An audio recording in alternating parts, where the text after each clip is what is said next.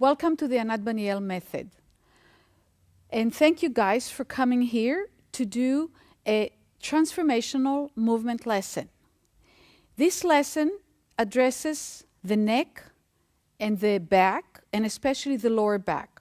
So if you want to get more freedom in your movement in the neck and the back and the lower back, or if you suffer from some pain or discomfort, this lesson could be extremely helpful. It is very, very important to remember to do the movements gently and slowly. This is not a stretching exercise. This is actually not your normal exercise altogether. We're trying to get you and your brain to change some of the patterns of your movement. That means how you do the movement so that the pain disappears and that you do the movement so well that you have range of motion and strength and ease and comfort. So, you guys, please lengthen your legs, straighten your legs, lie on your back, and at home you can lie either on a carpet at home or on a yoga mat or even on a bed if the bed is not too soft, and just feel the way you're lying on the floor. Make sure your legs are spread a little bit and that your arms are next to you. And feel how your legs are lying on the floor, touching the floor. Are the back of your knees touching your floor? And the back of your pelvis, your lower back. Don't try to push the lower back to the floor. Just see if it's touching or not. And your shoulders. And also feel the point that your head is touching the floor.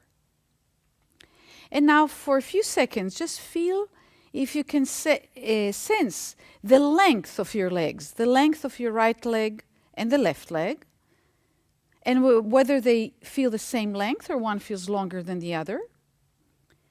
And also the length of your spine, from your tailbone, through your whole spine, to the base of your head. And now slowly roll to lie on your left side.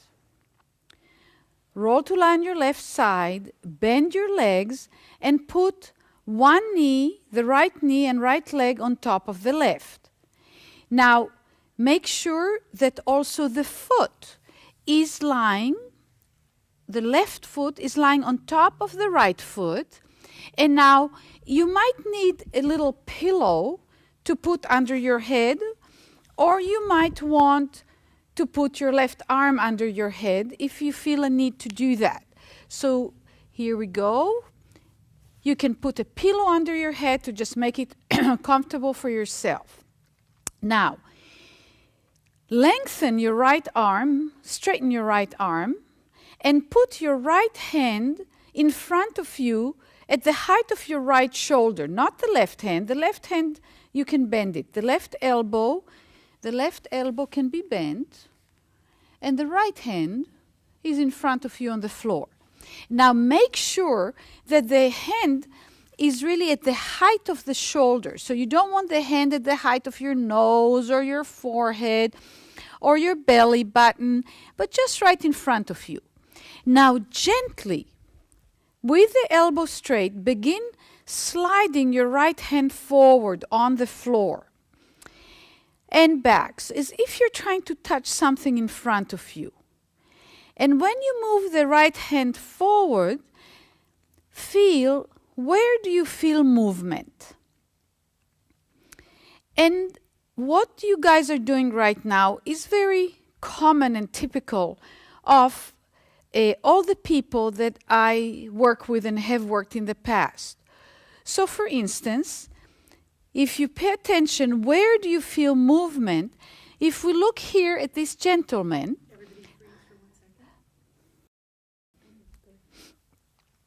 if you look at this gentleman here, continue moving, lengthen, keep your elbow straight, don't bend and straighten the elbow. And now try to lengthen the hand a little bit forward as if you're trying to touch something with the tips of your fingers.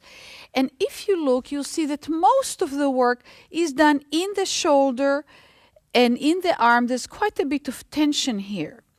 Now, what I am going to suggest here to Joseph is that he pay attention to his spine. So first of all, reduce the effort in your shoulder, because believe it or not, most of the movement is not done in your shoulder or in your arm. And now, see whether when I touch a part of your spine, see if you can get it to move and come back. And now, when I touch this part of your spine, you feel it's already easier and lighter.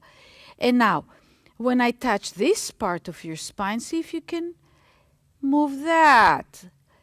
And now correct the hand a little bit so it's shoulder height. You see, you're putting it head height. That means that your neck muscles are still working too much. And now just, I'm going to touch your ribs and see if you can free your ribs. Make them softer. There you go. And then see whether you can this part of your spine. You see, and already the arm goes easier forward. Okay, let me show you on Josephine again. Well, right now when she moves, this part is not hardly moving at all. Again, in her mind, in the image of her movement, she thinks she's doing it all in her shoulder. So I'm going to do the same thing with Josephine, and I'm going to touch on her spine and suggest, Josephine, see if you can have this part, the spine, look, it's as if she's melting under my hands. And now I'm going to touch this part, and look, it's as if she's melting under my hands. And then I touch this part, and she's melting, and look how it's easier and further. And the big deal is that she starts including in her idea of the movement her spine. She's reducing the force and she's lengthening it. And now I'm going to go and do the same thing with Kay. First of all, look where Kay's hand is. It's way the tips of her fingers above her head. That means the neck muscles are working way too much. So let's put the hand here, which is your shoulder height, right? The height of your shoulder. And again, let's go here. You see, in the beginning, she's not moving at all her rib cage or her spine. So now I'm going to touch your spine and see if you can imagine. You see, she's not even thinking of the arm anymore. And look what she can do in seconds. And anyone, if you can just imagine that somebody is touching you and helping you feel your rib cage, feel how your arm starts moving completely differently. Now you guys roll to lie on your back slowly. And maybe put the pillows under your head in the middle or away. And just feel if the right side, your right shoulder now feels quite different than the left, if the right arm feels longer, and actually I can see that it is longer with all of you because the right shoulder is less tight now. And this is the first section of the lesson. So roll to your side slowly and stand up. Yeah. And look if the one shoulder is much lower than the other shoulder. And just now, if you take the two arms forward, look how much longer one arm is than the other. Look, her right arm, and it's of course her right arm didn't grow in the last 5 minutes, so it's not the arm itself that's longer, but it's because the shoulder is so much freer and the whole back on that side, and if you can feel, your weight is more on your right foot. So it's a very generalized reorganization of the whole body, and look at that. Thank you very much, you guys.